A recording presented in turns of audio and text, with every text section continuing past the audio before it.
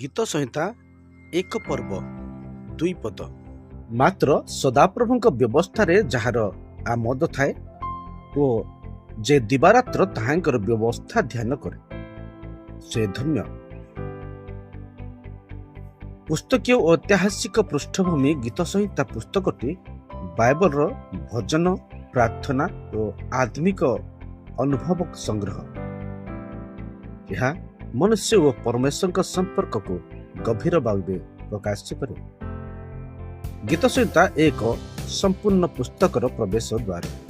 ଏହି ଗୀତଟି ଯେ ଧ୍ୟାନ କରେ ସଫଳ ଜୀବନ କାହାର, ଏହି ଦୁଇଟି ମୂଳ ପ୍ରଶ୍ନର ଉତ୍ତର ଦିଏ।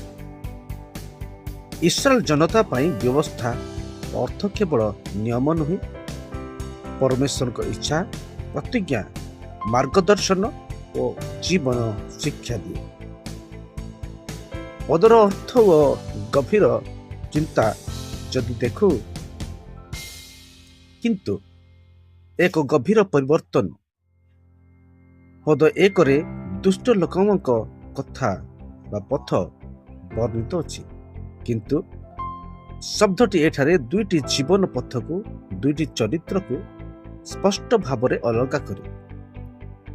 ଧର୍ମୀ ଲୋକ ସମହିତ ଜଗତରେ ବହିଯାଏ ନାହିଁ, ସଦାପ୍ରଭୁଙ୍କ ବ୍ୟବସ୍ଥାରେ ଆନନ୍ଦ ପାଏ। ଏଠାରେ ଆନନ୍ଦ ଅର୍ଥ ବାଧ୍ୟତା ନୁହେଁ, ଭୟ ନୁହେଁ, ପରମ୍ପରା ନୁହେଁ, ହୃଦୟର ଭିତରୁ ଆସୁଥିବା ପ୍ରେମ ଓ ଆନନ୍ଦ। ଧର୍ମୀ ଲୋକ ପରମେଶ୍ୱରଙ୍କ ବାକ୍ୟକୁ ଭାର ବୋଲି ମନେ କରେ ନାହିଁ, ଏହାକୁ ଆତ୍ମାର ଆହାର ବୋଲି ଗ୍ରହଣ କରେ। ଗୀତ ସଂହିତା 19 ପର୍ବ ତାର 8 ପଦରେ ସଦାପ୍ରଭୁଙ୍କ ଆଜ୍ଞା ହୃଦୟକୁ ଆନନ୍ଦିତ କରେ। ଏଠାରେ ଆମେ ଦେଖୁଛୁ ଦିନ ଓ ରାତି। ଏହା କେବଳ ସମୟ ଉଲ୍ଲେଖ ନୁହେଁ, ଏହା ଜୀବନଶୈଳୀ।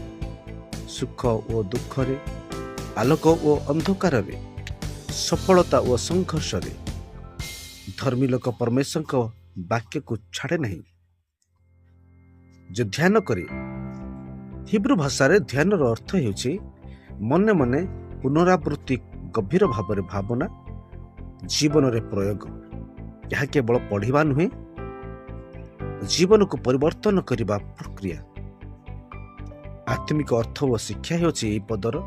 ଏହି ପଦ ଆମକୁ କହେ ଧାର୍ମିକତାର ମୂଳ ଉତ୍ସ ହେଉଛି ବାକ୍ୟ ପ୍ରତି ପ୍ରେମ।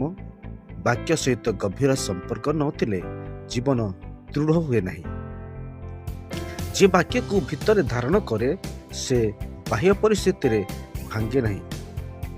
ଆଜିର ଜୀବନରେ ପ୍ରୟୋଗ, ଆଜିର ବ୍ୟସ୍ତ ଓ ଅସ୍ଥିର ସମୟରେ ମନୁଷ୍ୟ ଅନେକ ସ୍ୱର ଶୁଣିଛି, କିନ୍ତୁ ପରମେଶ୍ୱରଙ୍କ ବାକ୍ୟ ହେଉଛି ସତ୍ୟ ମାର୍ଗଦର୍ଶକ। ଯଦି ଆମେ ଦିନକୁ ଦିନ ବାକ୍ୟ ଉପରେ ଧ୍ୟାନ କରିବା, ଆମ ଚିନ୍ତା ପବିତ୍ର ହେବ, ଆମ ନିଷ୍ପତ୍ତି ଜ୍ଞାନମୟ ହେବ, ଆମ ଜୀବନ ଆଶୀର୍ବାଦିତ ହେବ। ସାର କଥା, ଗୀତ ସଂହିତା 1 ପର୍ବ 2 ପଦ ହେଉଛି ଏକ ସଫଳ, ସ୍ଥିର ଓ ଆଶୀର୍ବାଦିତ ଜୀବନର ମୂଳ ରହସ୍ୟ। ଯେ ଲୋକ ପରମେଶ୍ୱରଙ୍କ ବାକ୍ୟକୁ ଭଲ ପାଏ, ତାହାର ଆନନ୍ଦ ହୁଏ। ଦିନ ରାତ୍ରି ସେ ଧ୍ୟାନ କରେ, ସେ ନିଶ୍ଚିତ ଭାବରେ ଧନ୍ୟ, ଆଶୀର୍ବାଦିତ ହେବ। ଆମେନ୍।